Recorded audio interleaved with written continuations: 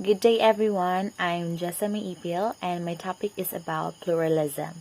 So what is pluralism? Pluralism is the idea that there are many theories about what is right and wrong or moral norms that may be incompatible or incommensurable with one's own personal moral norm. So in other terms, there are many existing moral norms that one may consider as incompatible. However, each is worthy of respect. It suggests that there is no definitive way to decide which is better course of moral action.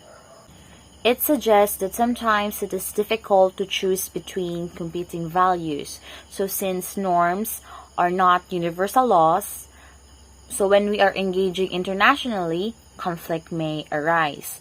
Thus, deciding which norm to follow during ethical dilemma requires careful decisions.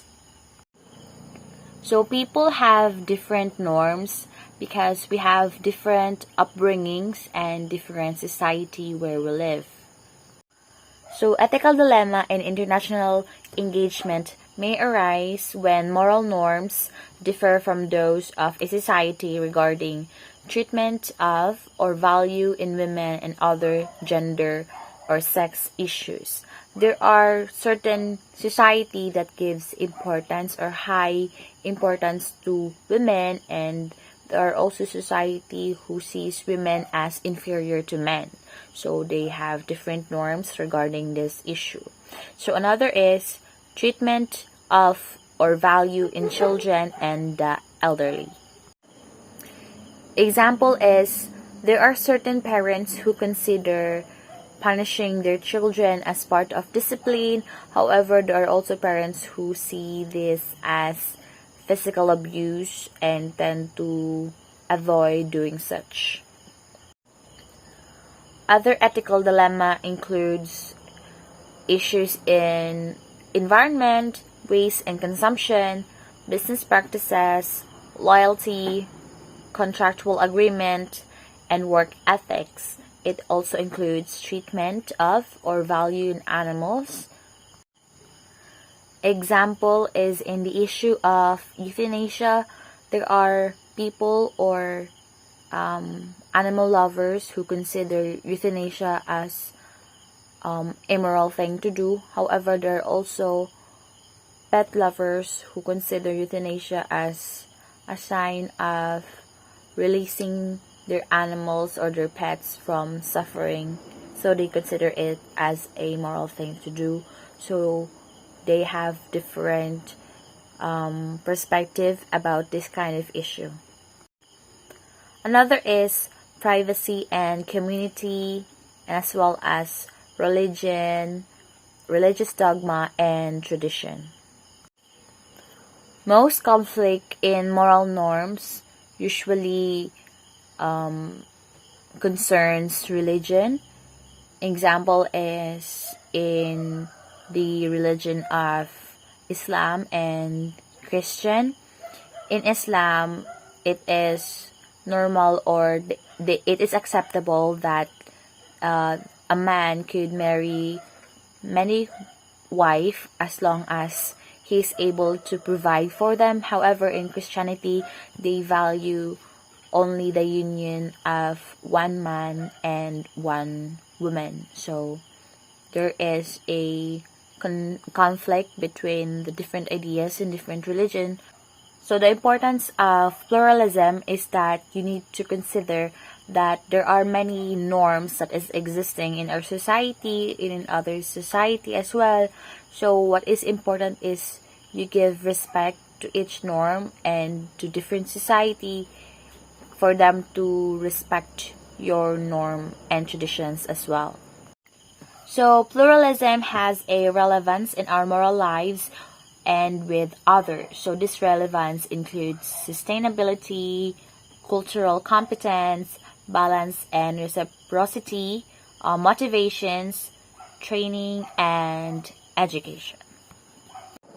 So let's talk about sustainability. So ethical pluralism suggests that actions may be in opposition to local norms or might be expected to act in opposition to one's own norms. So either one of those conflicts may make the work unsustainable. So example, there are people who may be working on a project involving sexual education for youth. So this may be unacceptable to some locals, and thus long-term community investment is threatened. So if you uphold pluralism, it helps, improves, or promote sustainability within your society because it allows you to be open-minded in others' perspective as well. For example, in sexual education, as an elder, they tend to be against it because they think that it would only encourage teenagers to engage in sexual activities. However, if they also look into the perspective of younger generation, they would understand that it would equip the youth in relevant informations and awareness on how to avoid issues such as teenage pregnancy and sexually transmitted diseases. So cultural competence. So understanding one's own cultural and ethical norms in addition to those of others is essential to cultural competence. So those engaged in international engagement should be aware of similarities, disparities, and how to reconcile differences. So it's about neutrality versus tolerance. Pluralism is about understanding your own norm and the norm of other people. In that way, you would be able to understand one another. Therefore, you would have greater competence in different culture. Respect could be gained because of this mutual understanding, despite the differences that we all have.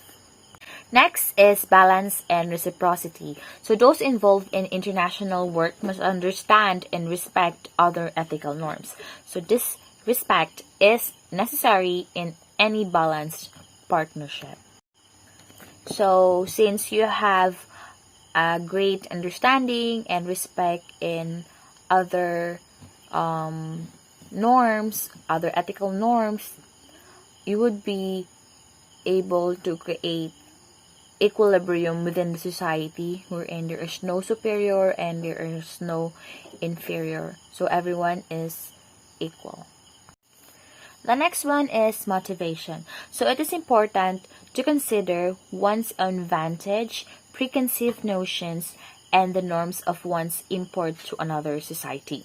It is also important to consider which moral norms are motivating people to go and how those might be challenged by others with differing norms. So if you are able to understand others' norm, you will be able to decipher why some people follow such norm, even if in your perspective it is unacceptable.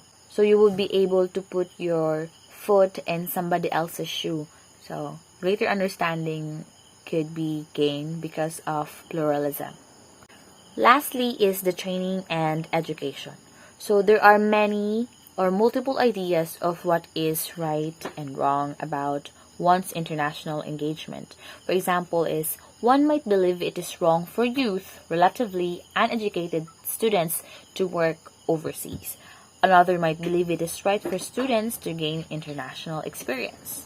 So, despite the reason why someone wanted or why students wanted to work abroad, because of the different norms that they have, you'll be able to understand that working abroad or working overseas allows them to have greater experience or hold greater opportunity for their career and as well as their future.